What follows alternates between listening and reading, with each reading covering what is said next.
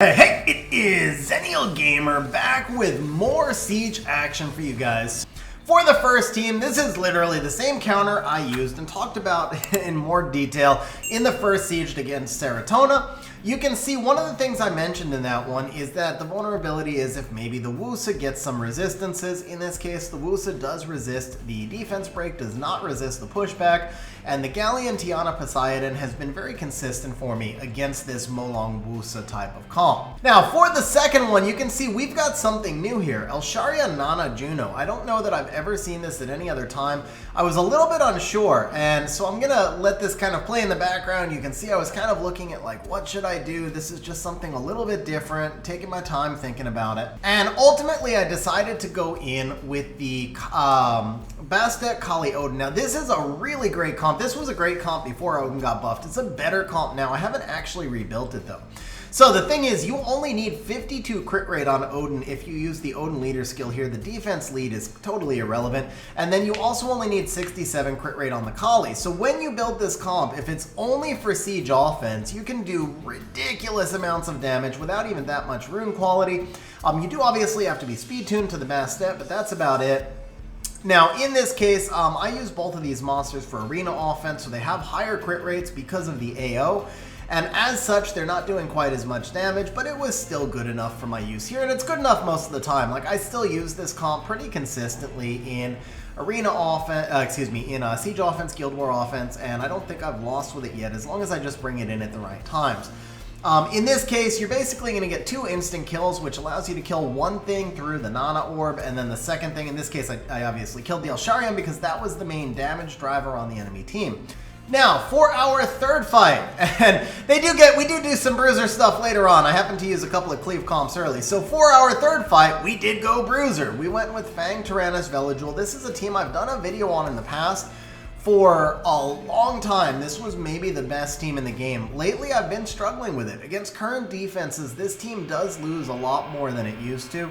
Used to never lose, actually, and this team loses a fair amount nowadays against current defenses. I use it a lot less as a result. But in this case, against the Nana Ken Savannah, it's still a really good counter because all 3 of these monsters counter the actual Savannah, which is the primary damage dealer on the enemy team.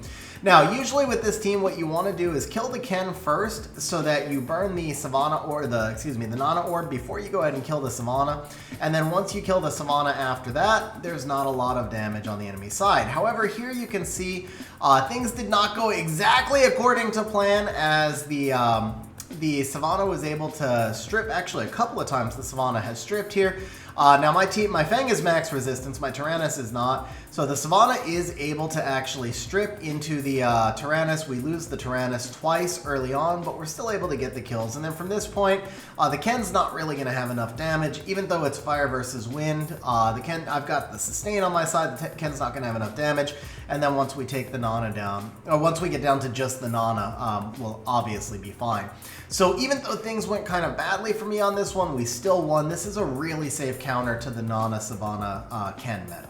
Alright, next up we have another variation of the same team. This one's Nana Juno Savannah, basically the same thing. This time I went in with kind of what's usually a cheat code for me, which is the Theamars, Lulu, and Julienne. So we're using an OPLD5 here. That's a team that a lot of people can't actually duplicate. This team in itself actually works really well because I've got the Element King from the Theamars, and then I've got the stuns for the CC from the Julienne, I've got Cleanse, I've got Sustain and everything else from the Lulu. And then if you can just drive all the damage into the Julienne, like just happened right there, the Savannah went into the Julienne, usually you're pretty safe.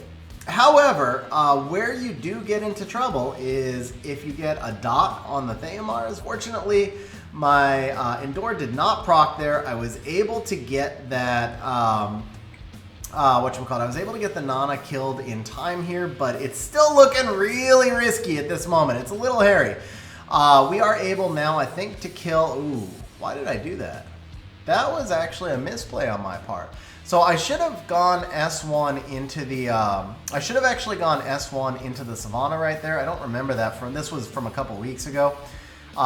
Maybe the Nana has an orb. I'm looking at a smaller image while I'm recording. So the Nana might have had an orb and I wasn't ready to kill the Savannah yet. I'm not sure. But I did remember this this fight not going so well, and you can see why it did not go so well. I simply just did not play it well. Now, did we win this? I actually don't remember. No, we lose. Oh, no. I do remember. I win this in a 1v1 with the Lulu. I remember this now. And I remember at the time thinking how close it was. But after just watching the replay, actually with you guys, I'm like, oh, this was close because I made a big misplay. I attacked the Nana when I should have attacked the Savannah. So everything else up to that point was played right. You actually want to dismount in this particular type of team, and when Nana's paired with Savannah, you usually want to dismount the Savannah. You take bigger damage, especially if the Savannah procs a couple of times, but you no longer take all the debuffs and the strips and stuff that the Savannah can do with her skill 2 and skill 3. Ultimately, the bigger damage, as long as you've brought sustain, is fine. I mean, depending on the type of comp. If you're playing a turn 1 comp, then you don't want the bigger damage. 2,000 years later. Okay, next up, we've got a Molong Woosa Perna, and I just was stupid here. I mean, straight up stupid. I don't know why I did this. But right there, oh, bro, that hurts so much. That was max accuracy. Literally everything. Did not resist. Hyenas doesn't strip. I'm just wondering how many of you guys caught that. Like I said, guys, this was so stupid. So, this is a terrible comp to have brought in the first place, right? It doesn't really make any sense. I don't know why I did it. I just hadn't used the comp in a long time, I guess. And I mentioned in my previous video, during Siege Tournament, I tend to try new stuff. So if there's defenses that my guild is not running, I don't get a lot of chances to try different counters against those defenses. So during Siege Tournament, when, you know, it's not going to change our final season ranking, it's just generally not as big of a deal if I actually take losses, I try new stuff. And so I was thinking, oh man, I haven't tried this Hyenas, Van Cliff, Thrain comp in a long time. The reason I hadn't tried it in a long time is because it's very RNG driven in the first place. But I literally forgot that Hyenas does not strip. She reduces beneficial effects by 1 turn. Alright, so we go back into the same comp. Now, the team you see on screen, Molong, what's her name? Aaliyah, Mehu Wang. I'll actually be doing a video on that team. Really, really good team. But because of the Molong Woosa combination, I was worried the Mehu Wang would get one shot, so I brought in the Kraka. Again, guys, I don't know what was going on with me this day. This was just bad siege, man. Bad play. So, if I remember correctly, I think I do actually win this one, but this is a bad comp. Like, this is a straight up bad comp. So part of this, obviously using the Van Cliff and the Kraka, I actually remember what happened now. This was right when I pulled Laura, and I was so frustrated that I couldn't find a use for Laura that I was trying to find uses for my other LD5s. I remember now. Because again, this was what, about a month ago that we recorded this. And yeah, I was just like trying to force my LD5s in and figure out where I could use them. Kraka not very good for siege offense. Van Cliff terrible for siege offense. Kraka's good on siege defense. Van Cliff's not. But yeah, so we're basically taking the Kraka in and just hoping that Kraka gets some strips with her 30% chance. And then obviously just, you know, you have to survive that initial push from the Molong and the Woosa, and as long as they don't snipe anything out, we're good. So I think part of the thought here was like, oh, well, there's a 50-50 that if they go into the Aaliyah, then the Kraka can revive, but you know, what if they go into the Kraka?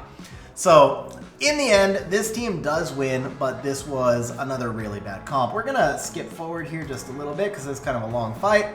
And you guys get the idea. Once the Molong goes down, you can actually see that this team's going to win. But it was a bad comp. Now, I actually just did a video on Vigor, Kinki, Lulu as well.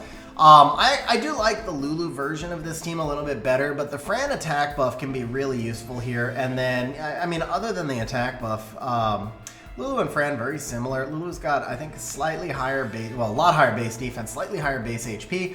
But basically, Fran gives you the attack buff, Lulu gives you a little bit more overall sustain. Fran gives you an attack break, which can be hard to use in this particular situation because you have Lulu cleanses on one side and then you have Kinki revenges. It's just the Chamie. The thing is, the reason we bring the Fran in here is because the Chamie stacks itself the longer the fight goes. So when you use the Lulu version of this team, you're playing for a much longer fight, and when you've got the Destroy coming through from the Kinki, because you know it's going to be a Destroy build, and then potentially Destroy from the Chamie as well, and the Chamie just keeps getting stronger, the Fran helps you get through the fight a little bit faster. So you can pretty much go with either version of this with Fran or Lulu, but against this particular defense, I like the Fran because it helps you kill the defense faster before the Chamie has time to stack.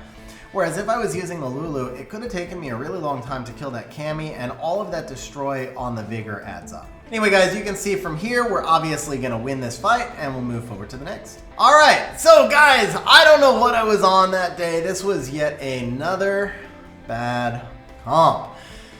Oh, bro, this was such a bad siege. There's no RNG here, too. I mean, this wasn't RNG. This was just me bringing in bad comps. But, so, we're thinking, okay, well, Fran Kinki worked. Let's try Fran Fuki. And then we bring out the Halfus over here. I guess I'm just hoping, like, there's a 50-50. Vigor might attack the Halfus. Now, you see right there, part of the issue is my Fuki was in the wrong build at this time. I have actually since changed him, but I had forgotten, and I didn't look at his runes. I didn't look at his runes before I brought him in.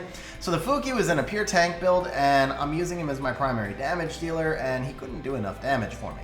And then on top of that, you've got to figure if the Halfus gets heal blocked here, even if I get everything into the Halfus, which is what I'm hoping for, if the Halfus gets heal blocked, he's not going to do anything for you. And that's what's going to happen, obviously. He's going to get destroyed, and then eventually he's going to get heal blocked, and then he's just going to die. Terrible comp, guys. Terrible comp. Now, in my defense, would I have brought that in during the season if it was not the 1v1 tournament? No, I would not have tried something like that. But still, I mean, if you're testing stuff, you want to test stuff that has a chance to win. I'm just saying. That's it. Anyway, we've got another Vigor Kinki Lulu, so it looks like this time we went with Ayunu Kinki Lulu in our counter. This is another comp. I think I did win this one, but I really don't like this team. So the idea here is, this is, by the way, a solo R5 built Ayunu. He's got like 150 speed and literally 0 freaking HP defense, any of that. Of course, he's not going to get attacked by much, but still, I mean, he's like 50k effective HP. It just really was a very bad build, or a very bad team. So the Kinki goes into him. We've got the immunity, of course. We're going to speed the playback up here just a little bit since this was kind of a long fight. If I remember correctly, I did wind up winning this one, but this was another kind of really bad comp. I mean, putting aside like everything else, this worked because I landed everything on that Lulu right there. But the Kinki's like 40-50 accuracy, the Ayunu is like 15 accuracy, most Lulus are built in max resistance, and then I still have to land stuff on this Kinki on the other side as well. And I land everything, so I got lucky that the team I went into did not have max resistance builds, which is more of the norm. But should I have won that? I mean, okay, I should have won that, but would I win that on a consistent basis? Probably not. Now, if the Ayunu was built for that counter, if the Ayunu was built with really high accuracy, if he was built a little bit tankier, that's not a terrible counter. But the thing is, you can't control when the Ayunu comes back. What happens if the Kinki procs a couple of times, gets the Ayunu down to 1 HP, then the Lulu on the other side puts up immunity and the Kinki kills it? Because basically, if Ayunu comes back when the enemy monster has immunity, he's not going to do anything for you. So, not a counter that I would recommend. It did ultimately win, but it won somewhere between RNG and rune quality. And because I have a lot of Kinkis. I mean, because I was bringing in a Kinki against the opponent as well, that's a huge advantage. But it's not a counter I would probably recommend. Okay, so we're doing another one of these Chamie teams now. This time I tried bringing in the Dark Doll team. I've been actually using him a little bit more against Kinkis lately, and I do find him pretty effective. And I wanted to try the Mimir. Again, this was like recently after his buff. So I apologize that none of the runes are shown, but please note that our Discord server, there's a link in the video description. All of my runes are available to see in the Discord server through a bot. All my runes are public. It's just that during the sieges, a lot of times I forget to show the runes. Anyway, I've been using Dark Doll Seam as a counter to Kinki more. So when he first came out, there were people who were trying to use him against Ciara and some other stuff. He wasn't very reliable. I have found him to be pretty consistent against the Kinki. The biggest difference here is because the Kinkis, they do have some artifact damage, but not like on the level of like an Ciara, and they don't turn cycle the way Ciara does. So Where Dark Dalsim struggles against like being a Ciara counter, for example, is just that the Ciara S1 will eventually kill him. Now the build that you want for Dark Dalsim is, I use double Revenge Destroy, but you can use any combination of Revenge and Destroy sets, triple HP, lots of flat HP subs in there. Get him as much HP as possible, some defense, but especially lots of HP, and then he works really nicely as a Kinki counter if you happen to have him. Obviously, he's another LD4, but a lot more people have him because of the Street Fighter scrolls, and he never really had much use for me previously, but he does work pretty nicely against the Kinkis, and he doesn't require like amazing runes, because he doesn't need speed, he doesn't need crit rate, he doesn't need anything. Some extra accuracy is really helpful, because he has stuns and defense breaks. For the rest of that comp, we used Ileana and Mimir. This particular comp, because we had the Chamie and the Kinki both tanking the Dark Dalsim, I was able to get my Mimir into Berserk form, and then Mimir just went Berserk. Did lots of damage. He was not actually in good runes. So from what you saw right there, I mentioned this in my last Siege video, I haven't re-runed my Mimir since they were buffed yet, and so they're in builds from like 2 years ago. I've been stealing runes off of them. The rune quality is not great on them at all, and he still ran over that team. Now that was obviously because the Dark Dalsim did all the tanking, and then Mimir was just able to do crazy amounts of damage in CC, and the Ileana was there for some additional protection on the Dark Dalsim, and also to make sure that, you know, we went double light plus dark to ensure that all of the attacks went into Dark Dalsim. Anyway, that was it for this siege, guys. So, as always, I appreciate you guys watching. Hope you enjoyed the video, and we'll catch you in the next one.